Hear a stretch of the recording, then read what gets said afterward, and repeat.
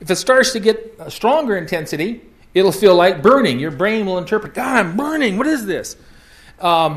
Strange humming noises.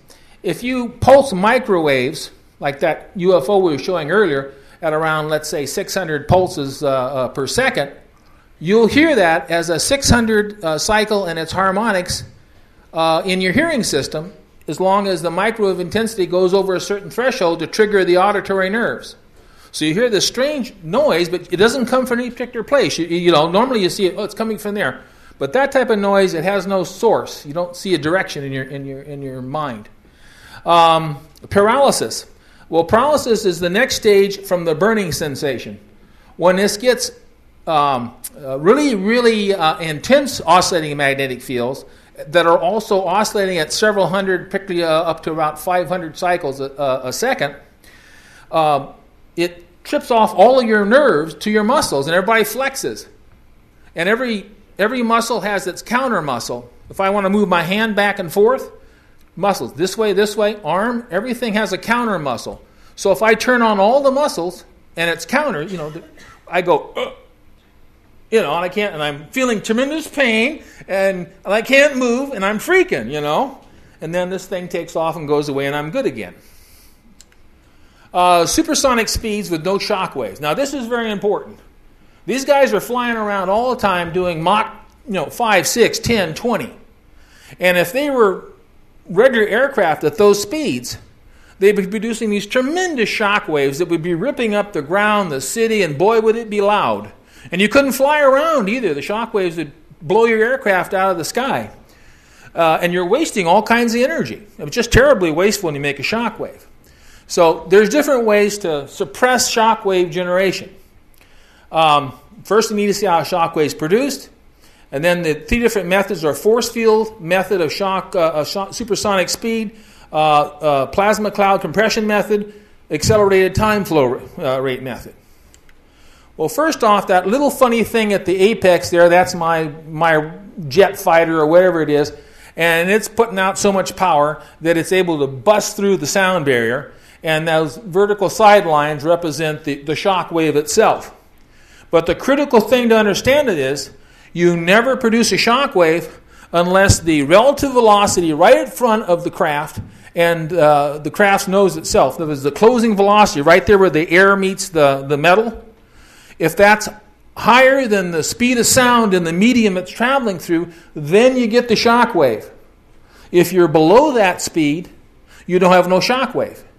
So the trick for the UFO is to condition the medium in front of the craft so that the relative closing velocity of the material is below the speed of sound in that material. And if they meet that requirement, no shock wave, no big waste of energy, no people hating you. Now, imagine, if you will, this mysterious field. I won't tell you what it is or how it's maintained, but it exists, let us say. And this mysterious field forms this high-density air envelope around our saucer in there. Now, the spacing of the lines is symbolic of the density in the packet. It's most dense around the ship, and as you travel out to the front and the back, it goes back till finally it reaches atmospheric density. And I've got two curves above and below it. The one that you need to look at is the bottom one. So as the air enters this envelope, keep in mind now this whole thing is traveling as a unit with the flying saucer. This envelope and the saucer are one. So as air enters the front of the envelope, follow this velocity curve below. The further it gets in, that air gets slower and slower and slower until finally, right about the time it reaches the ship, it's subsonic. And so now that air hits the ship, slides over the ship, goes on the backside, and goes out the back of the envelope, and there's no shock wave generated. Because we met that requirement that when the medium hit the front of the ship, the relative closing velocity was slower than the speed of sound in that medium. That's that critical thing. Now, using that same idea, we can kind of see the envelope around the saucer. It's flying up at some altitude. As the air enters the envelope, it's also got water with it. And as the water goes with it in there, and as the air density gets greater, so does the water density of vapor. And there's a critical point at which water droplets form. or ice crystals form, depending on how high you are, what the humidity is, what the temperature is, and all those vagaries. But at some point, you start forming, let's say, little ice crystals, but they're too small to reflect light yet.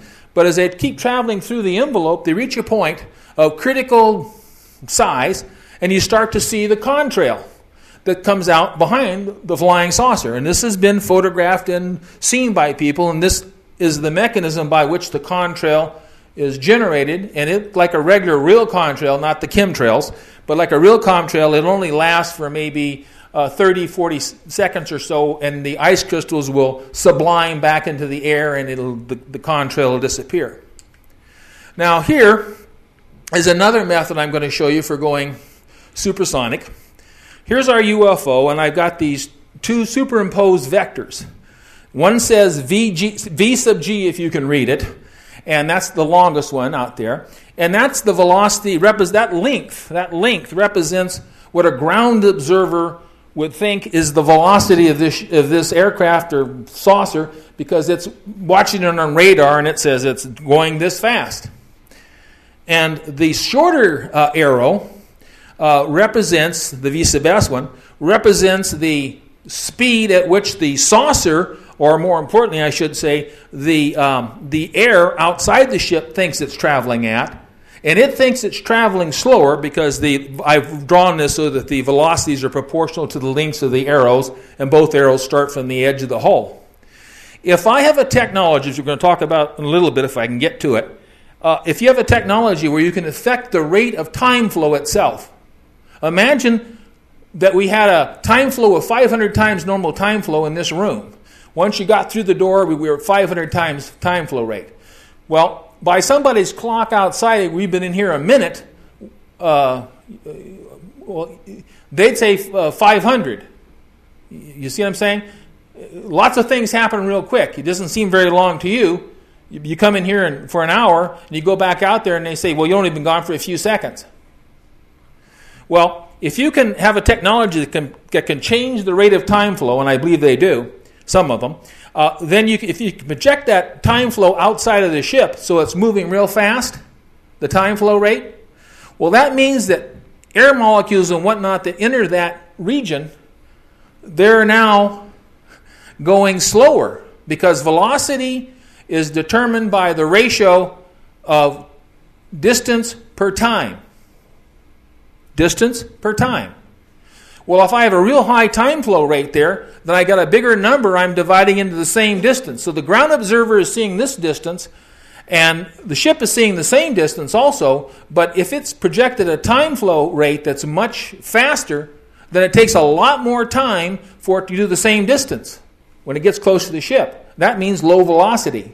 The ground guy is assuming that everything's normal time flow rate that it is at the ground. But if it's not, what you have then is air molecules reaching the hull of the ship that are traveling slow from the ship's point of view. And the critical thing always is where the air meets the hull. So if you can slow the velocity down by that method, no shock wave is generated as long as you're traveling the relative velocity slower than the speed of sound in that medium.